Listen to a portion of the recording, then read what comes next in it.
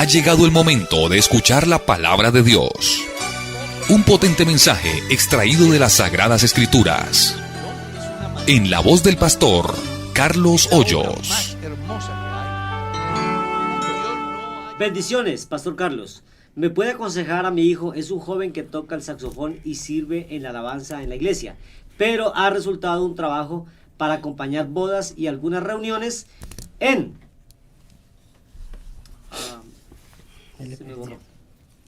Se le fue. Se me fue. Bueno, pero yo la tengo aquí. Dice... no. Sí, ella. Pero le ha resultado un trabajo para acompañar bodas y algunas reuniones empresariales. Esto es por horas que le contratan. ¿Cree que usted esto es malo? ¿Está bien el trabajo que está haciendo? Pues dependiendo de las circunstancias. Si a mí me invitan a una boda cristiana para que anime la reunión familiar con música, pues yo no le veo ningún problema, porque se supone que se va a manejar todo lo que tiene que ver con el entorno cristiano.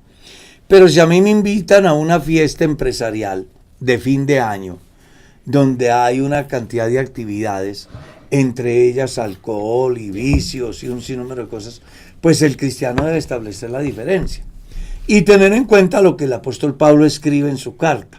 Todo me es lícito, pero no todo conviene. Yo como profesional, en cualquier área, debo de saberlo manejar, entendiendo de que no siempre el factor dinero debe de primar sobre el factor valores, principios. Entonces, los principios, nuestros valores no son negociables. Y si el asistir a una actividad afecta mi vida de fe, mi vida devocional, yo no debo, así me paguen. Y yo le coloco ejemplo. Yo creo que Mercedita recordará, éramos pastores por allá en Trujillo en la década del 80 y una gente pues se ha entregado al Señor, una familia, excelentes hermanos, pero ellos pues tienen algunos familiares que están involucrados con el narcotráfico, con el cartel de Cali en ese tiempo.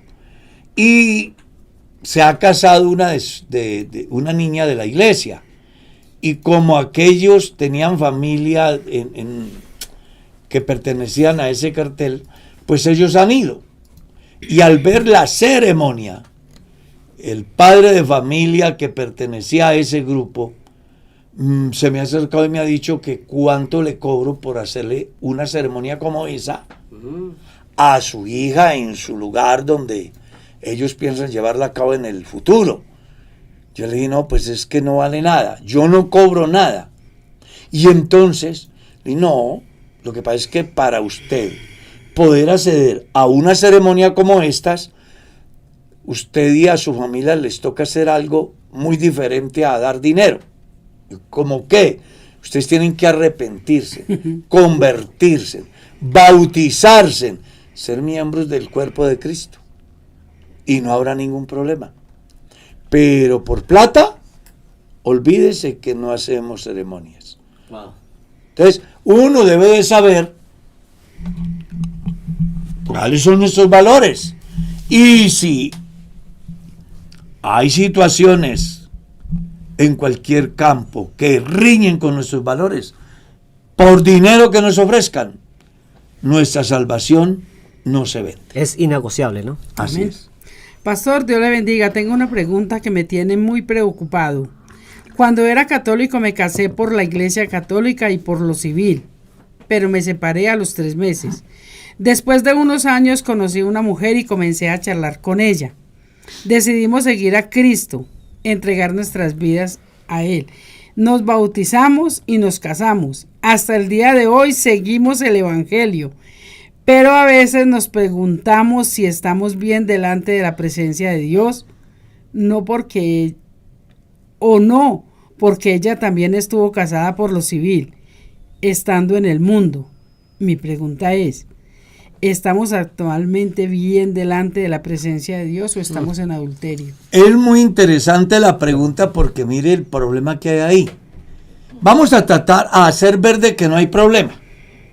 Vamos a suponer que ellos, ambos fueron casados por lo católico y por lo civil, y les duró el matrimonio 3 meses, según dice uno de ellos. Se ha separado y luego se encuentra con una persona y se casa con ella. La pregunta que hay que hacer ahí es, ¿se divorciaron antes del segundo matrimonio? Es la pregunta.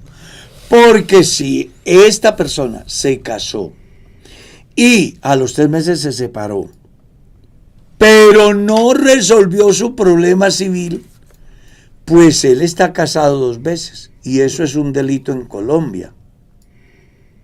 Y dentro del cristianismo, pues usted estaría en adulterio. ¿Qué tiene que hacer usted? Estamos haciendo un supuesto, ¿no? Vamos a mirarlo también desde el otro lado. Vamos a suponer que usted se casó y a los 3 meses se separó por lo que haya sido. No eran cristianos. Y después... No habla de que se hayan divorciado. No. Y después de que se separa, se divorcia y queda libre. Luego se encuentra con la dama y hace su vida y se casa con ella. Ahí no habría problema. Pero si se casó y se separó a los 3 meses y no se ha divorciado, usted tiene 2 matrimonios, los cuales están vigentes. Y ante la ley es un delito y ante Dios es un pecado. ¿Qué debo hacer en caso de que sea esta situación así? Debe de ir a la notaría y constatar que su matrimonio esté registrado y sacar la partida de matrimonio, registro civil de matrimonio, y buscar un abogado que le haga el trámite legal. ¿Ya?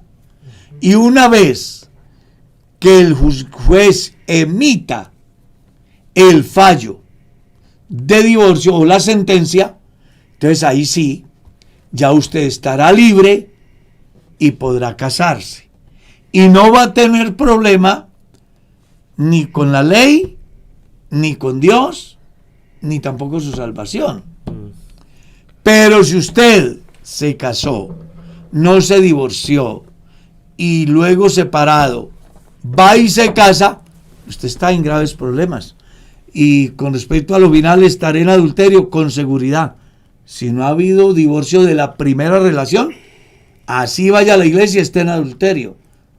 Entonces, ¿qué tiene que hacer? ¿Separarse? Debe de separarse e iniciar el trámite legal. Qué difícil. Es muy serio. Aclaro, si ama su salvación.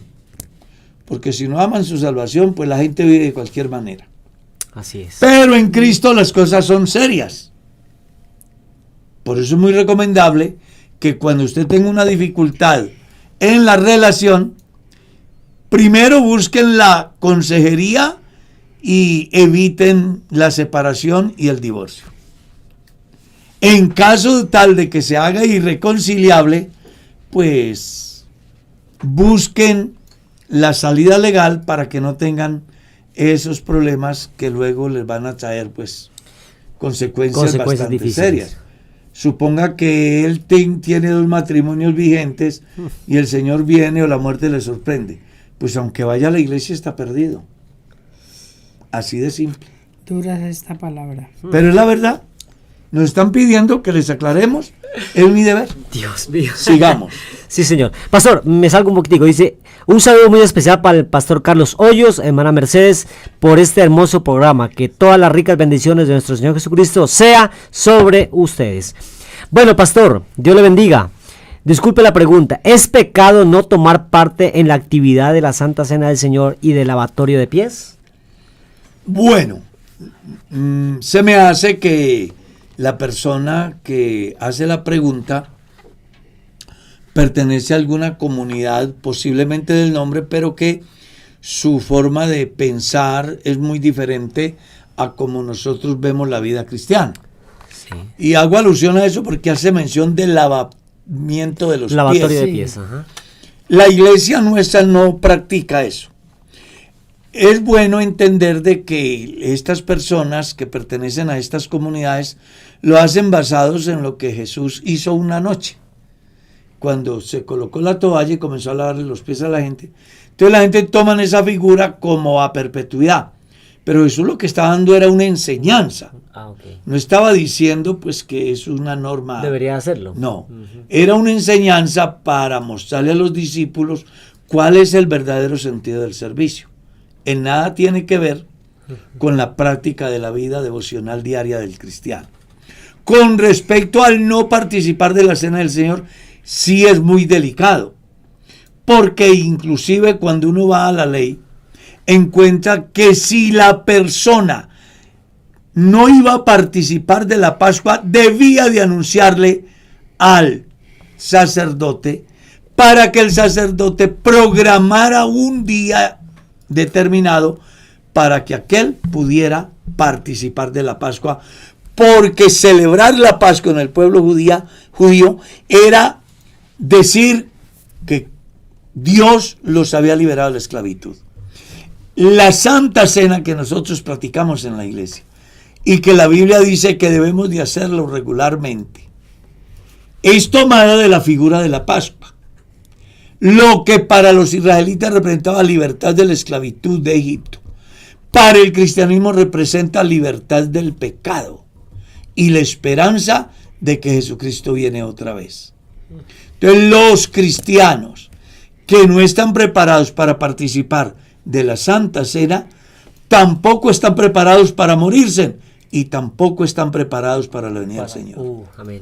Es decir, que si yo no participo de la Santa Cena, porque tengo pecadillos, porque mi conciencia me dice que estoy mal, y me quedo así, pues debo de ponerle cuidado, porque ¿quién quita que saliendo del culto mi vida termine? Uy, Dios eterno. O en plena reunión el Señor venga. Entonces aquí la idea es que las personas vivan preparados, no solo para cenar, y en el caso de la hermana o hermano que hace la pregunta, para el lavamiento de los pies, sino para morir hoy o para que Jesucristo venga hoy.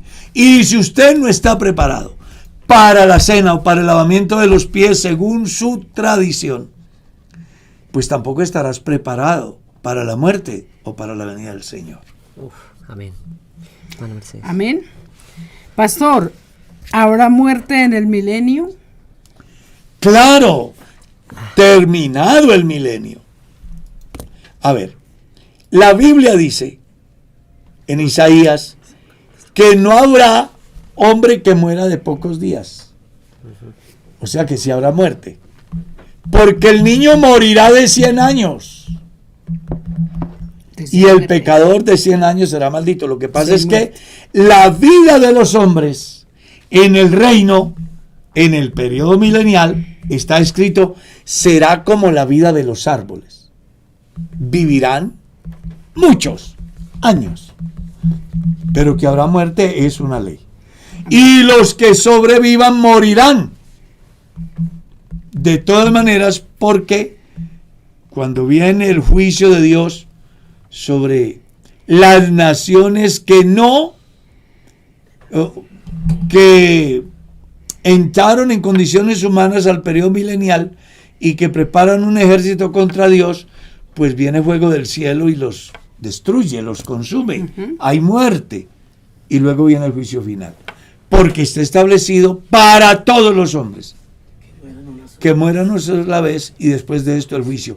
Después de Adán, la muerte es una ley. Nadie escapará a ella. Ok. Buenos días, Pastor Carlos. La paz del Señor Jesucristo esté con todos ustedes en esta maravillosa mañana. ¿Me podría explicar Mateo 24:40? Entonces, estarán dos en el campo, el uno será tomado y el otro será dejado.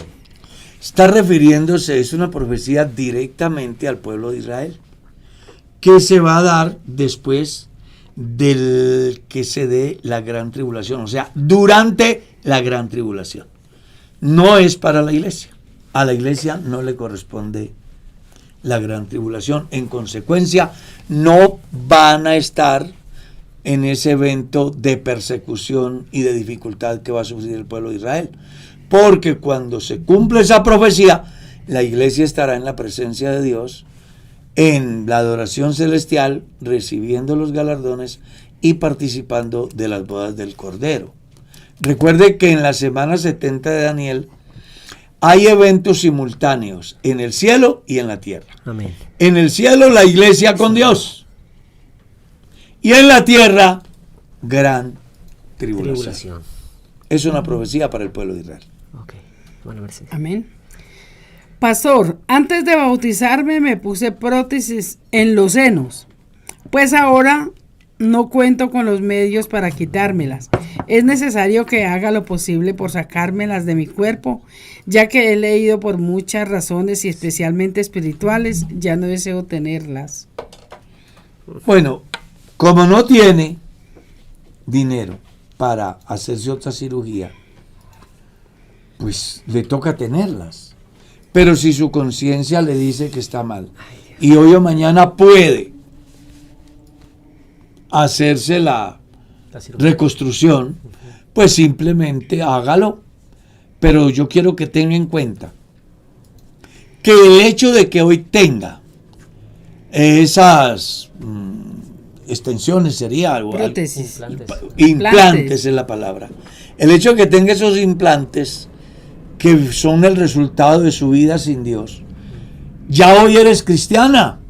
No te preocupes que eso no te va a afectar para la salvación. No te va a afectar. Porque tu vida pasada ya quedó en el pasado. Si alguno está en Cristo, nueva criatura es. Pero si algún día su conciencia, como le está diciendo hoy, no se siente bien y puede reconstruir sus senos, pues hágalo. Tampoco va a pecar. Amén. Dios lo bendiga, Pastor Carlos. Te quería hacer una pregunta. Me ha ocurrido en 2 ocasiones cuando va a expulsar un demonio, siempre vomita. ¿Por qué ocurre en esos casos? Pues hay ejemplos en la Biblia. Cuando un hombre viene a Jesús y resulta que Jesús no está sino sus discípulos y los discípulos no pueden liberar al que esté endemoniado, ¿no? Y mire la reacción que producía el demonio. Lo arrojaba muchas veces inclusive al fuego y hacía que botara espumarajas, ¿no?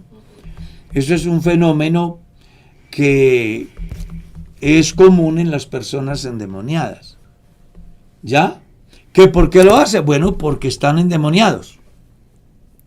¿Sí?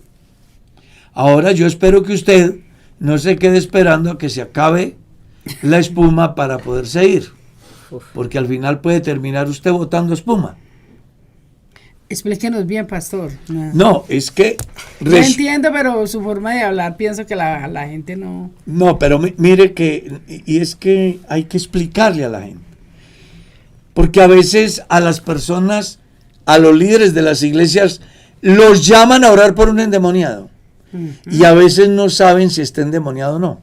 Vamos a suponer de que una persona sufre epilepsia y que no es por una posesión demoníaca.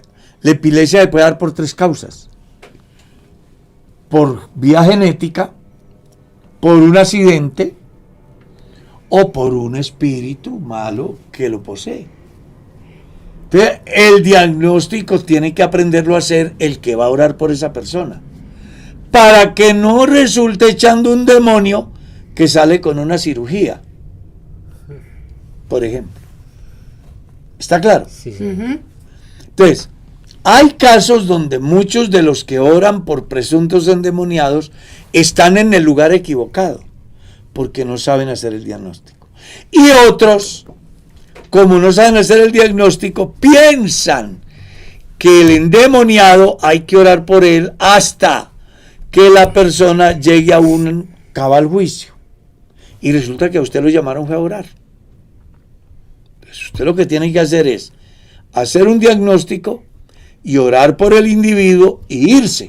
Y ya.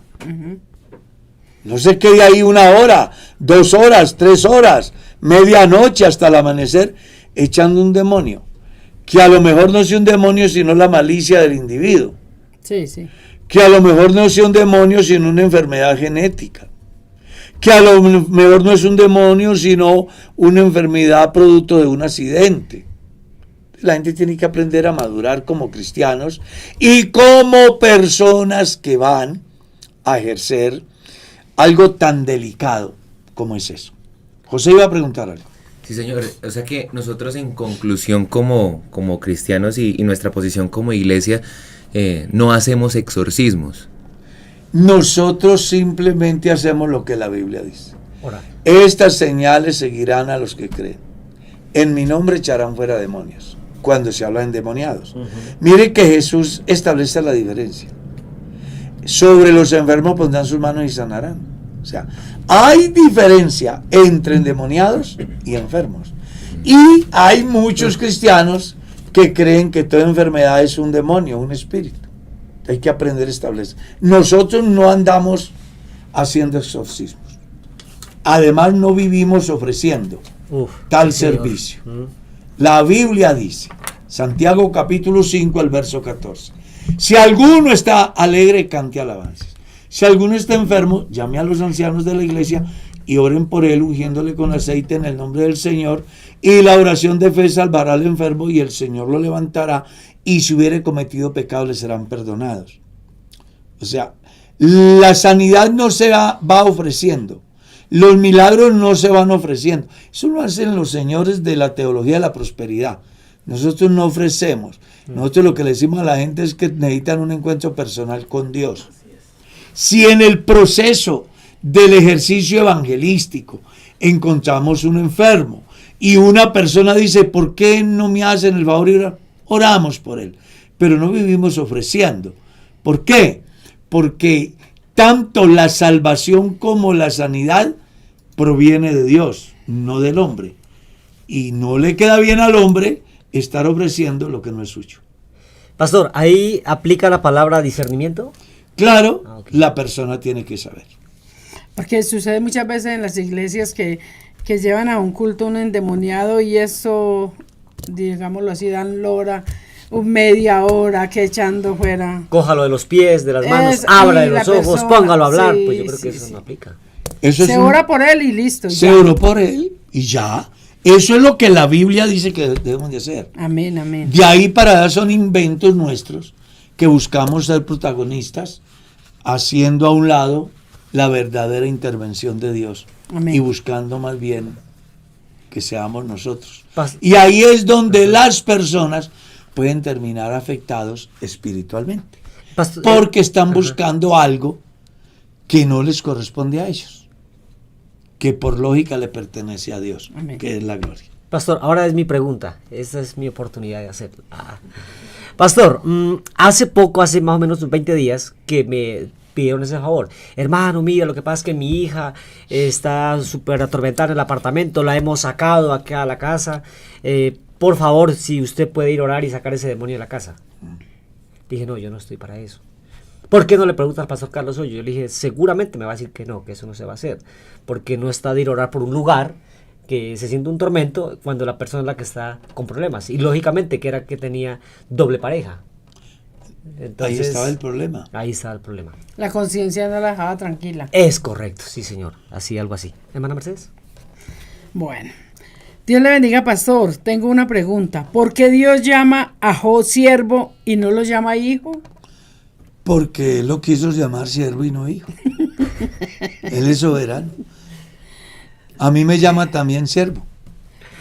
Y también me llama hijo. Lo que pasa es que cuando uno lee las cartas paulinas, uno encuentra también la palabra siervo. Pablo, señor. siervo de Jesucristo. ¿Sí? Sí, señor. Entonces, el término siervo no está diciendo que no somos hijos, sino que siendo hijos, somos servidores de Dios. Amén. Nada tiene que ver en sí que afecte lo que es la estructura de la fe o de la doctrina cristiana. Dios a sus hijos los pone a servir. Él dice, si alguno me sigue, sírvame. Y donde yo estuviere, también estará mi servidor. Amén. Pastor, ¿el Hades y la muerte son espíritus? el Hades y la muerte dependiendo de la figura que se tome, porque a veces aparece como sepulcro. Pero seguramente la persona está haciendo la pregunta basada en lo que está escrito en el libro de Apocalipsis, donde se dice que el Hades y la muerte fueron lanzados, que el Hades y el Seol.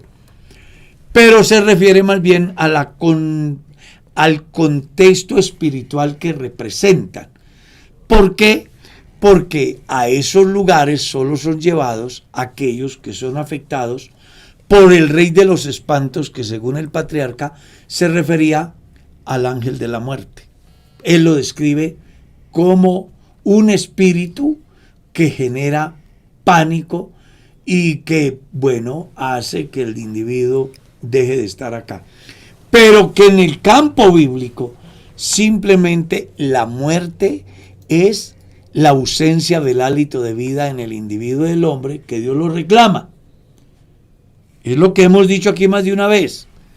El hombre es un vehículo en el cual yo me muevo. Y para moverme, Dios le puso un combustible que se llama hálito de vida. El día que Dios reclama el hálito, o mejor, le quita el combustible, el hombre deja de ser. ¿Está claro? Amén. Tengo aquí una como un poquito taquillera, como dice Darwin. Pastor Darwin. Conozco el caso en 3 niñas de edad de 5 años. Bueno. O sea, las niñas tenían 5 años, o tuvieron 5 años. Así, lo leo conforme está. Conozco el caso en 3 niñas de edad, de 5 años, tenían la práctica de masturbarse. Han pasado los años, entre paréntesis 20. Aún lo hacen, quizás con más frecuencia. Una de ellas fue violada por el papá. Mi pregunta es, ¿la masturbación es una enfermedad? ¿Es un espíritu? ¿Por qué pasa esto? Muchas gracias. Pues es muy complicado yo definirle a él esa pregunta, porque pues, no sé, entraría a campos que no me competen, porque es bien interesante la pregunta. Yo haría otra pregunta. ¿Una niña de 5 años sabe qué es masturbación? Sería una pregunta. Y si ya tienen 20 años,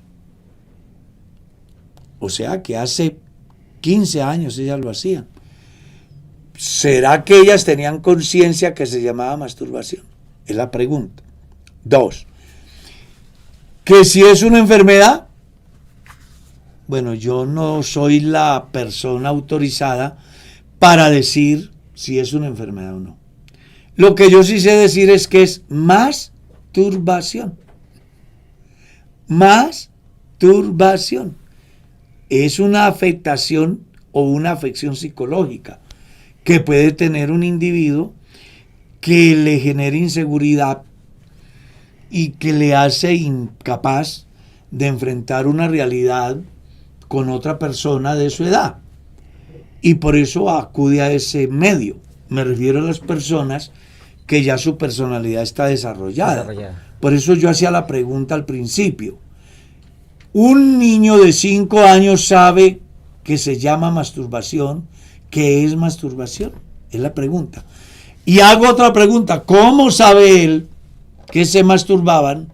¿Y cómo sabe que aún lo hace? Es otra pregunta. Hasta más grave. Sí, grave, claro, total. Porque pues es que esto va más allá de la pregunta. Yo la escucho y de una vez la proceso. Y entonces me hago ese interrogante. Ahora, ¿el por qué sucede? Yo diría que entre las personas en quienes ya se están desarrollados como hombres, como mujeres, la masturbación puede darse por 2 razones. Unas porque son adictos a la pornografía y entonces se ven incitados y al no tener con quién tratan de satisfacer su propia necesidad. ¿Ya? Esa puede ser una. Otra que puede darse porque un hombre o una mujer no están dispuestos a asumir el compromiso de una responsabilidad como es el matrimonio y prefieren satisfacer su propia necesidad por sus propios medios antes que asumir su compromiso. Y cuando ese fenómeno se da, entonces viene a la palabra clave de la cual yo hablé ahora, masturbación. Es decir, está afectado psicológicamente de tal forma que lo hace incapaz de asumir un compromiso que implica derechos y deberes, y que en la incapacidad de él o de ella optan por satisfacer sus propios deseos por sus propios medios. Bueno, voy a tratar de organizar la pregunta de esta manera. Hay una pareja cristiana, casados, él se comporta muy mal en el hogar, se fue a trabajar lejos de casa, regresa cada 20 días o cada mes, llega, se reconcilia con su esposa, pero el pastor le ha dicho a la hermana que no puede servir por las circunstancias que está viviendo. ¿Está bien eso o está mal? Si la pareja es casada, Sí. y él se va y vuelve a los 15 o 20 días, dice, Sí, señor, 20, un mes. o un mes, o a los 6 meses, o al año, o a los 5, o a los 20 años, y están casados, y ella consiente en tener intimidad con él, no está pecando contra Dios, Eso es y tampoco está inhabilitada para servir. Puede ser que el pastor no tenga una información adecuada al respecto. Puede ser que su formación para el ejercicio ministerial no fue lo suficientemente amplia como para que él comprenda que mientras exista legalmente el vínculo matrimonial, ella no tiene potestad sobre su propio cuerpo sino el marido, y el marido no tiene potestad sobre su propio cuerpo sino la mujer. Si una pareja casada tienen que separarse por situaciones de trabajo, es más, vamos a ir a un lugar más lejos. Vamos a suponer que el tipo le es infiel a la mujer. ¿Tiene otra mujer? Sí. Nosotros conocemos casos de eso, que nos han preguntado. Pastor, mi marido se fue con otra mujer, pero a veces viene a ver los niños. Y resulta que También ve yo la también, niña. yo también estoy en la niña, yo también soy niña. Y me busca, y la verdad, yo le acepto. ¿Estoy pecando? La respuesta es no. El que está pecando es él, que se ha ido con otra. Pero mientras existe el vínculo matrimonial, ella no va a pecar. Lo que tendrá que hacer es tomar medidas por salud, sin preservativos ni pío, decía la propaganda. Sigamos. Bueno, en mi enseñanza bíblica he aprendido que los muertos, pues muertos están. Pregunto, en 1 Samuel el capítulo 28, donde el rey Saúl consulta a una adivina y ella hace que Samuel, el profeta, venga de la muerte y hable y consulte con él de dónde venía Samuel y por qué pudo Saúl hablar con él si ya estaba muerto. Porque no era Samuel. Es muy importante que las personas entendamos lo que está escrito en el libro de Santiago. Todo don perfecto desciende de lo alto del Padre de las luces, en el cual no hay mudanza ni sombra de variación. Mire de dónde viene el Espíritu. De abajo. Y de abajo solo suben los demonios. ¿Qué fue lo que pasó aquella vez? Que un espíritu reemplazó a Samuel para que Saúl recibiera el pago de su extravío. Un espíritu usurpó la posición de Samuel para engañar aún más a Saúl, Ya. y así Saúl se perdiera. Es simplemente eso. Porque bíblicamente los muertos nada saben. No tienen más paga por su trabajo. Su odio y su amor son puestos en el olvido. Sus hijos serán elogiados y él no sabrá. O serán humillados y lo ignorará. Pastor, y una señora, una hermana pregunta que una señora le dice que su hijo ve los muertos, que si eso es verdad. Ella Eso está es un confundida. concepto supersticioso que está relacionado con la hechicería, que entre otras cosas es severamente condenado por Dios. El pensar que yo tengo contacto con los muertos, es un pensamiento netamente abominable ante Dios. No habrá dentro de ti quien consulte con los Sí, muertos. Señor. Eso está escrito. Entonces recuerda, es que hay hasta una oración. Léalo en el capítulo 6 del libro de los Salmos. Sáname porque en la muerte no hay memoria de ti. Y en el Seol, ¿quién te alabará? Y en el Seol, ¿quién te alabará? Amén. Los muertos no vuelven. Si los muertos volvieran, sus victimarios no estuvieran libres. Ujú. Sí, Señor. Es muy importante que la gente también reflexione a eso. Hay una cantidad. Efesios capítulo 6. Amén. Habla acerca de principados, potestades, gobernadores y huestes infernales de maldad que operan en las regiones celestes. Entonces, aquellos que operan en las regiones celestes estorban la comunicación del hombre con Dios a través de su enviado, como el caso de Daniel. El príncipe de Persia se oponía a que el ángel viniera a traerle el mensaje a Daniel. Esos están allá. Hay otros que están en la tierra. Hay otros que están en los mares. Hay otros que están en los bosques. Y dependiendo de donde hayan caído aquellos, así actúan. Hay otros que están en los abismos, como lo dice Apocalipsis. Dependiendo del lugar que ocupen en la jerarquía diabólica, es su sitio, Su nivel. es su nivel. Entonces, las personas deben de entender que aquellos, dependiendo de donde estén, hacen su trabajo. Los que están en las regiones celestes buscarán, sin duda alguna, estorbar la bendición de Dios para cada país, para cada ciudad. Como quería el príncipe, el demonio de Persia, impedir la comunicación de Dios con Daniel a través del ángel que trae el recado. Usted lee bien el pasaje y dice, tengo que irme porque ahora voy a pelear contra el príncipe de Grecia, otro demonio que tenía influencia sobre las decisiones que se daban en el campo político, religioso, social y económico de Grecia.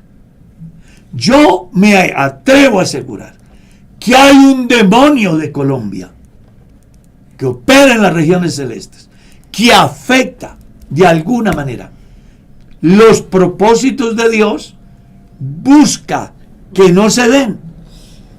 Y entonces Dios, que es soberano, sin duda alguna envía su refuerzo para que el proyecto de Dios en Colombia se pueda cumplir. Hablo de los que están allá. Los que están en los mares, en los ríos, causan sus tragedias. Uno de ellos le alborotó el mar a Jesús para ver si lo hacía ahogar, porque el diablo sabe que si Jesús muere ahogado, no hay redención, porque sin derramamiento de sangre no hay remisión de pecados. Y prueba de que era un agente del mal que estaba en el mar es que Jesús se levanta y lo reprende. Dios no reprende a Dios.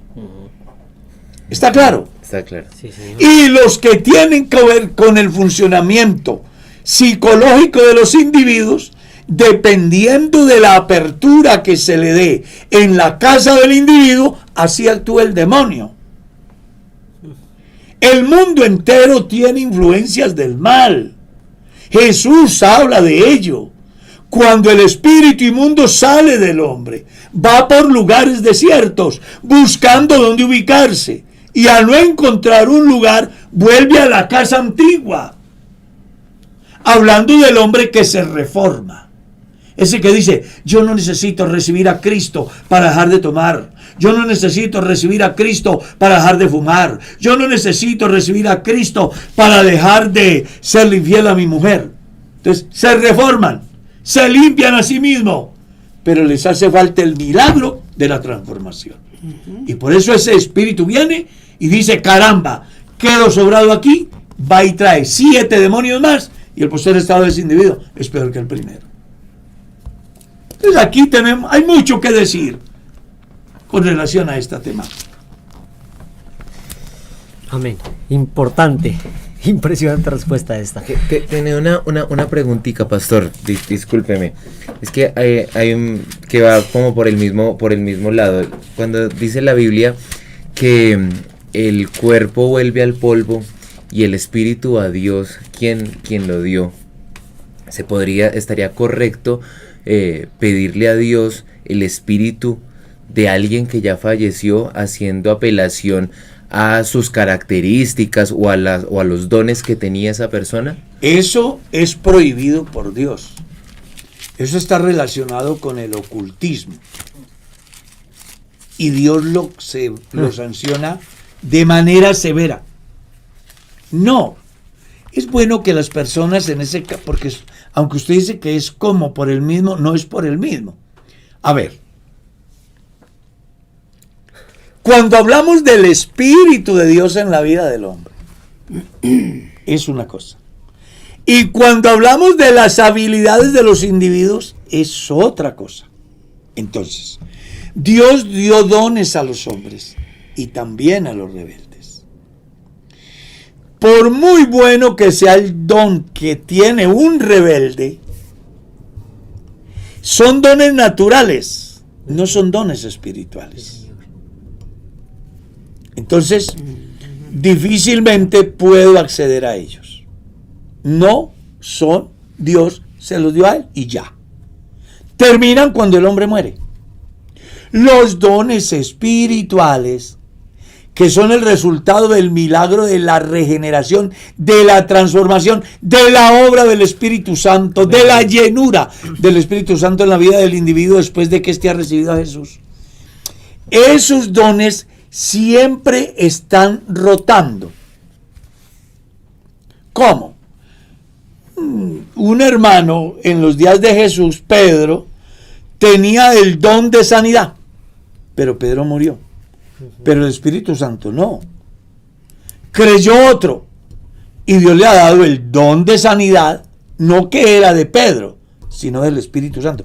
Es que mire, el capítulo 12 de la primera carta a los Corintios nos da una enseñanza muy rica. Lo que pasa es que nosotros no nos detenemos a pensarla.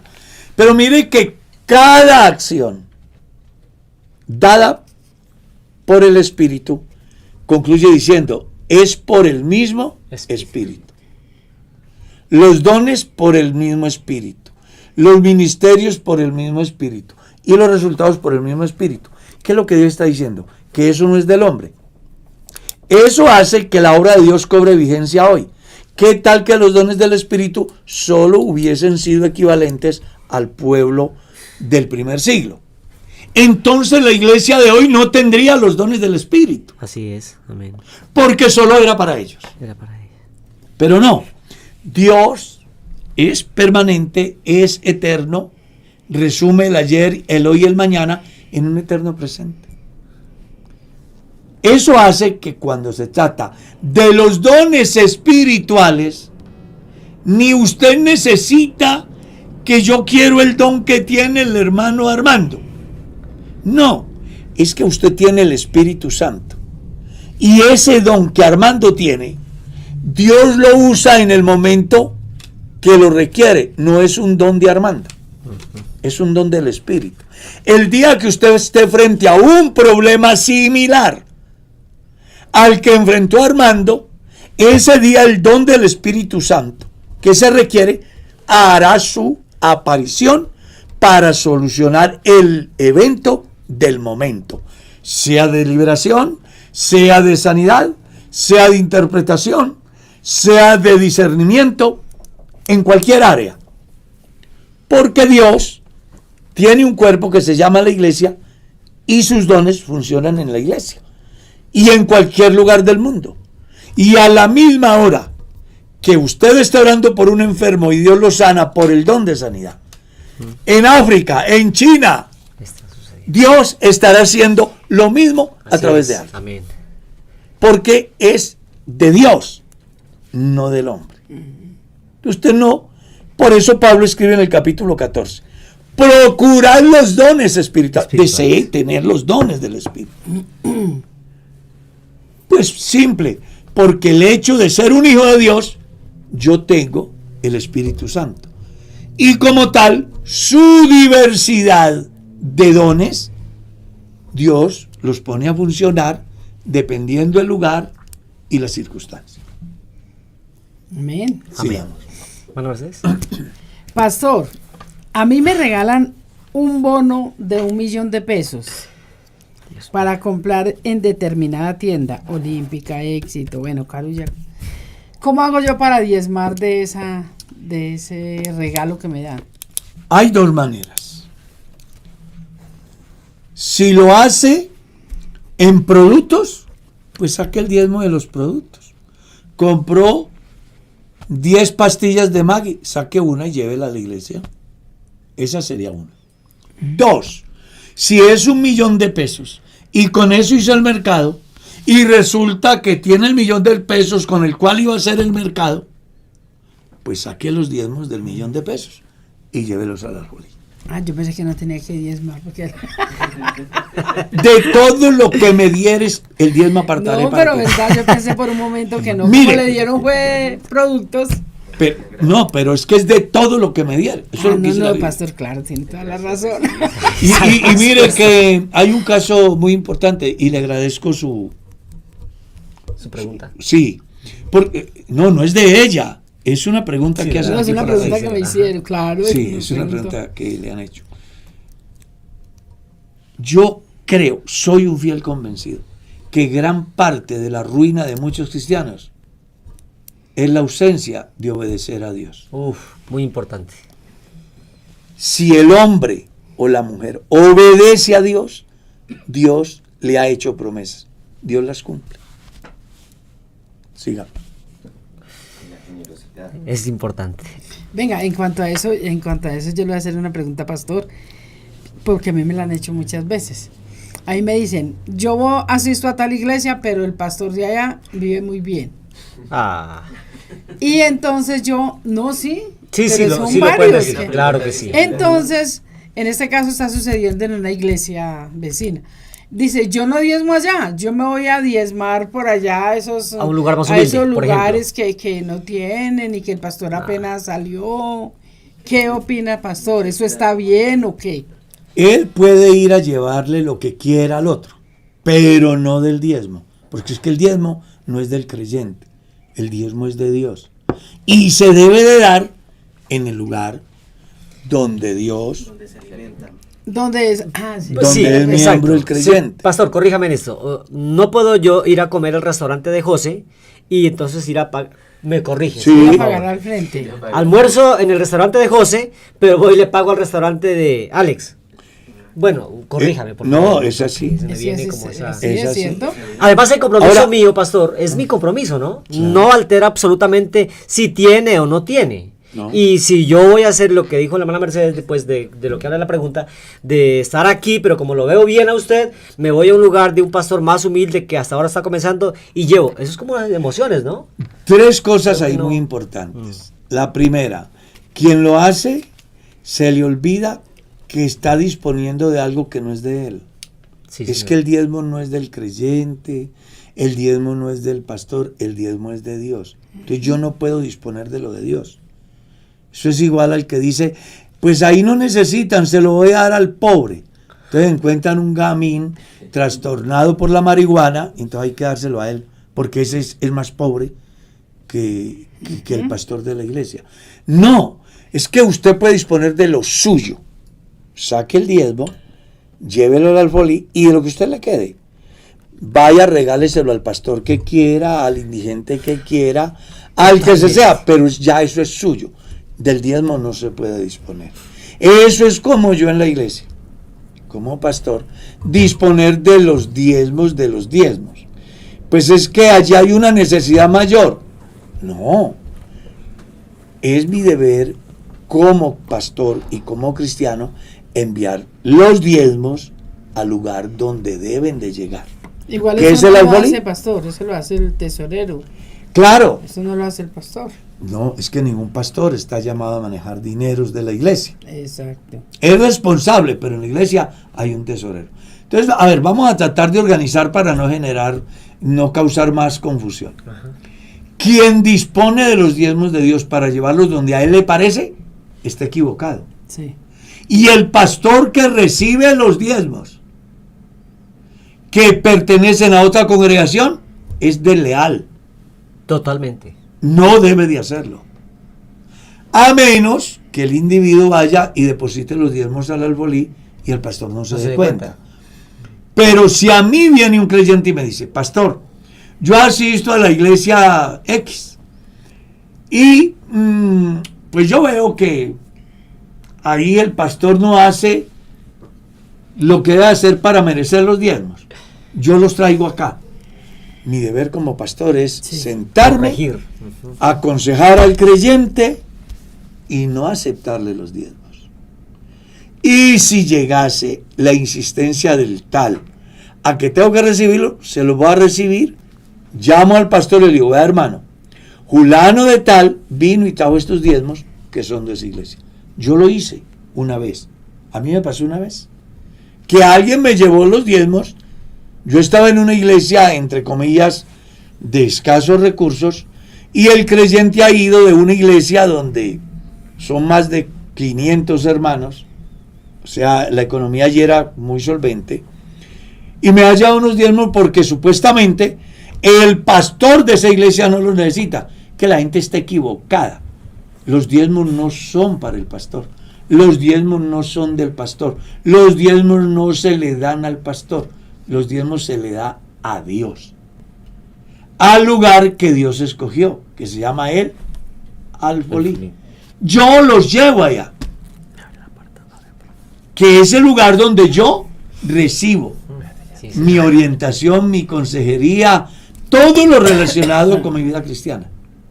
Entonces yo no puedo disponer de eso. ¿Qué hice yo? Al ver la insistencia del hermano, le recibo el sobre, llamo al pastor y le digo, hermano, por aquí el hermano Julano de tal ha venido y ha traído unos diezmos y yo quiero entregárselos. Ese es mi deber como cristiano y como pastor. Y si soy un creyente, mi deber es llevar los diezmos al alfolí de la iglesia donde yo asisto, donde soy pastoreado, donde están cuidando de mi vida espiritual, en la enseñanza, en la orientación, en el campo ceremonial, en el campo de la consejería. Ahí es donde yo debo diezmar. Pregunta a la hermana, como pago el diezmo de todo lo que me gano, también debo sacar primicias de ese diezmo. Las primicias se da, aparte, ¿cierto? es totalmente aparte. El diezmo no. No, esto, a ver, vamos a suponer que la hermana ingresó hoy a trabajar en una empresa. Estaba sin empleo. El primer día de trabajo, esa es una primicia. Lo da una vez. No vuelve a darlo hasta que pierde el empleo y se emplee en otra empresa. Excelente. Tengo un almacén. Lo primero, sí. Abrí el 1 de enero. La primera venta fue una crema de Colgate. Esa venta es primicia. Pastor. Eché un cultivo de maíz. Sí, Las señor. primeras mazorcas son primicias. Eché una gallina con 15 pollos. El primer pollo que nace es una primicia. Pastor, pero es que eso es muy delicado porque es que hay hermanos, pastores que le dicen a los hermanos mensualmente deben llevar la primicia. La primicia. De ellos, ¿de dónde van a sacar para llevar primicia? Si tienen el mismo trabajo. ¿Ellos cumplen con su diezmo? Claro. Porque a mí me han preguntado, dije yo, no, pues yo no sé, hasta tantos años que No, llevamos del ministerio, yo creo que eso se da porque a veces las personas que son postuladas al ministerio no reciben la información y la formación. Y yo lo digo por experiencia propia. A la primera asamblea de pastores que yo fui me quedé aterrado. ¿Por qué? Porque allá hablaban de la ofrenda misionera mensual. Y a mí mi pastor nunca me enseñó. Pensó que era una nomás. Entonces yo colectaba una en el año. Una en el año. Yo lo estaba haciendo de buena fe porque pues a mí nunca me habían enseñado. Pero lo estaba haciendo ¿cómo? Mal. Entonces por eso cuando se presentan esos fenómenos, yo quiero creer que es por la mala formación del pastor y la mala información que se le da a la persona que enviamos al ministerio. La persona que sale al ministerio debería de tener una enseñanza clara de administración, cómo se lleva un libro de contabilidad, cuáles son los ingresos, cuáles son los egresos y cuál es el saldo. Yo debo de saber manejar eso. ¿Qué ofrendas quedan en la iglesia? ¿Qué ofrendas salen para el distrito? ¿Qué ofrendas salen para la nacional? Yo debo tener. Pero algunos que son enviados al ministerio no tienen ese conocimiento y cometemos errores por falta de formación.